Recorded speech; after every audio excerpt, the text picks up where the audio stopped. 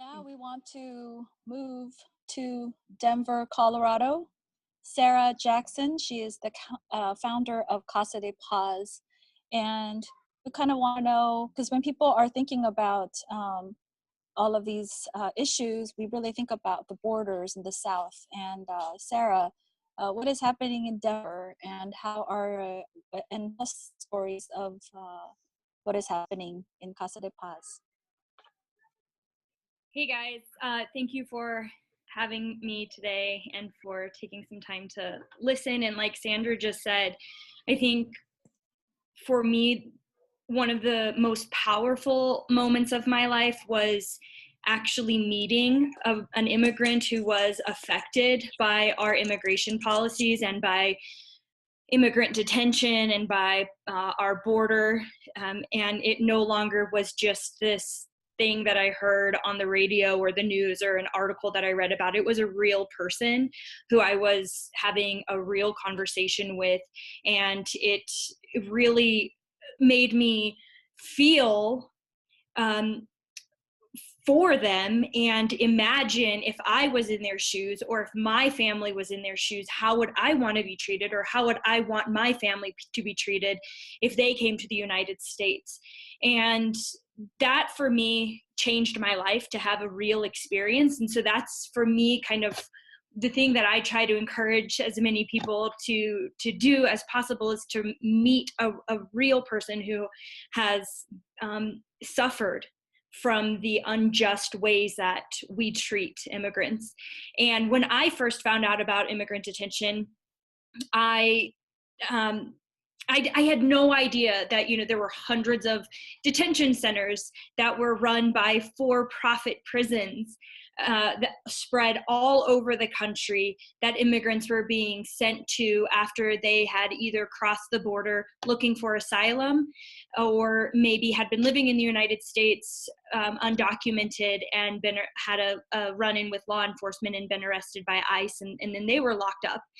And just learning that people doing it the right way, they come to the United States, they ask for asylum, and then they are imprisoned, they're shackled, and then they're put into a prison where every day that they're held means somebody is getting richer, because we, the taxpayers, are paying these prisons to detain immigrants. And so that reality is not just happening along the border where immigrants are being imprisoned, but it's also happening in every state that has a detention center. And so in Denver, what happens is if somebody wins their case and they've been released, or they're released on bond or parole, and the judge has looked at them and said, okay, you are free to leave detention. And if they're released, that's obviously great news, because it means that they can get to their friends or to their family that they had been separated from, sometimes for months or even years. Immigrants can be held in these detention centers, in these prisons. And so if they get out, that's a joyous celebration. However, in the same exact moment, if that person doesn't know anyone in Denver, they are left homeless on the streets to try to figure out how to get to their final destination. And so what we do at Casa de Paz is very, very simple. It is hospitality for immigrants who have been released from detention, and for families who have loved ones who are still locked up in this prison here in Colorado.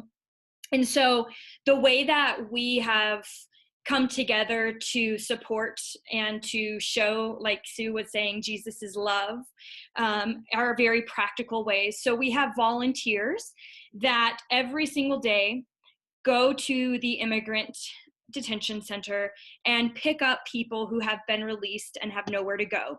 So we've made really good relationships with the guards and even some of the immigration judges and ICE officials, and they refer immigrants to us who have just been released. So our volunteers go and pick them up, and then they'll bring them to the casa, which is about 15 minutes away. And from there, we help them make a plan to get home to wherever it is that they were trying to get to before they were imprisoned. And so that looks like a meal. It looks like a phone so they can call their families and buy a plane or a bus ticket. It looks like a clean set of clothes, a bag of toiletries, and then a bed to rest overnight if their flight doesn't leave until the next day. A lot of people, though, as you can imagine, are very anxious to get home, and so they want to leave that exact same day. We just recently were able to help the moms and the dads get who had been separated from their children at the border under the zero tolerance policy, which now no longer is being done, I think. That's what we're being told, but who knows? But anyways, the moms and the dads who came and their children were separated from them at the border and then put into separate detention centers. So the parents would be flown here to Aurora, Colorado, and then the children could be sent to New Jersey or to Texas or to Florida. I mean, they were spread out across the country. And so when we found out that about 50 of those parents landed in the Aurora detention center, honestly, I didn't even have to ask our community, because of the relationships that they had built spending time with immigrants who had previously been released and their families. They knew the extreme amount of trauma that these parents were facing, and they asked, what can we do? And so together, I just put the numbers, I just came up with those numbers a little earlier today, but we raised over $45,000 to bond out 13 of those parents. And then once those parents got to the casa after they were bonded out, we immediately bought them plane tickets so they could leave that same day. Even though those tickets were a little bit more expensive, we thought that it was important for them to leave and get to their children ASAP.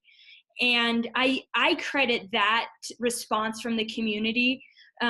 Obviously, even if you just heard about it on the news and you had this like gut reaction that this is not okay and you would want to help.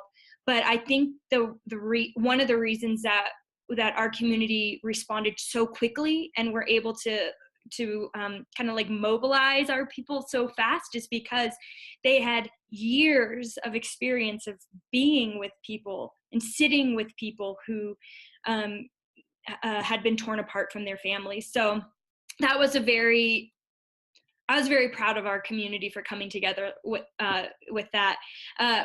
For me, I think, we focus a lot on the basic stuff that somebody would need when they get to the house.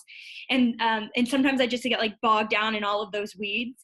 But one of our volunteers asked me if they could bring over some children's clothing for these parents, so that when the parents got out of detention, when they got to the casa, they would have the ability to look through some children's clothing and pick out an outfit for their child to wear when they were reunited with them. And that was just a beautiful reminder to me that it's a simple thing. It's just an outfit. I know they weren't even new clothes. They were used clothes, but they were beautiful clothes because they were given out of love.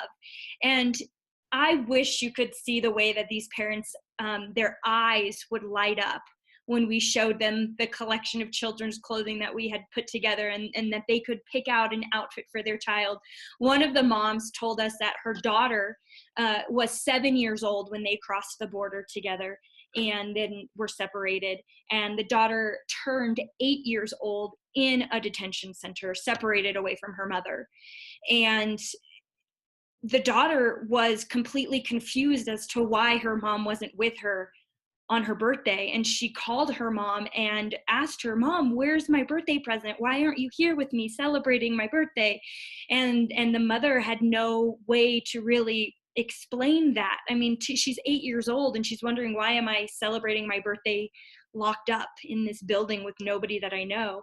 And so the mom obviously was feeling extremely guilty for not being with her daughter. And I didn't know what to do to I mean, there was nothing to do to make that situation better. That the child was still detained, and we couldn't get her out. She was in the process of being reunited. There was nothing we could do, but I had remembered that we had a backpack that had been donated to us. And keep in mind, like, we normally have adults stay at the casa, but this particular backpack was a frozen backpack, and it was covered in sequins. And I personally really liked it because it was very like sparkly, but I didn't think that, maybe a 40-year-old man would appreciate that. So I set it aside, and I gave it to the mom so that she could give it to her daughter. And it was just this moment where the mom, you could tell that somebody out there who had given this backpack was about to make this little daughter just extremely happy, just by a backpack. It doesn't have to be revolutionary and crazy and extravagant. It can be something tiny. And so I think that if you have a detention center in your neighborhood, or if there's a prison that has a contract with ICE that detains immigrants, there's simple things that you can start doing without having a full-fledged hospitality home that is open 24/7. You can start small by becoming pen pals, by accompanying somebody to a court date, or one by one maybe picking someone up who might need a ride to the airport or a ride to the bus station. Sometimes I think it can be a little bit daunting, but like Anton has encouraged me, because I basically copied the idea of starting Casa de Paz off of El Refugio, which Anton started. And one of Anton's suggestions to me and to our volunteers was, it's okay to experiment and to figure out what works. And if it didn't work, to know why it didn't work, and then just to move on from there, but not to be afraid of, well, what if this or what if that? Like, no, none of us have gotten it right like the very first time. I mean, at least I haven't. So I just encourage you to start something that you feel like you can stay sustained in, and that gets you excited and passionate.